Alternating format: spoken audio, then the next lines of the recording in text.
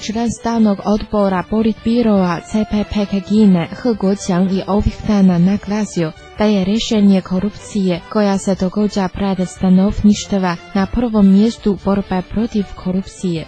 On je u svom izvješću o radu podnedom na 6. sastanku Centralne disciplinske komisije 17. saziva naveo da disciplinska i tužilačka tijela na raznim nivoima trebaju prema željama naroda rješavati ona pitanja koja izazivaju najviše pozornosti i reagovanja kod stanovništva.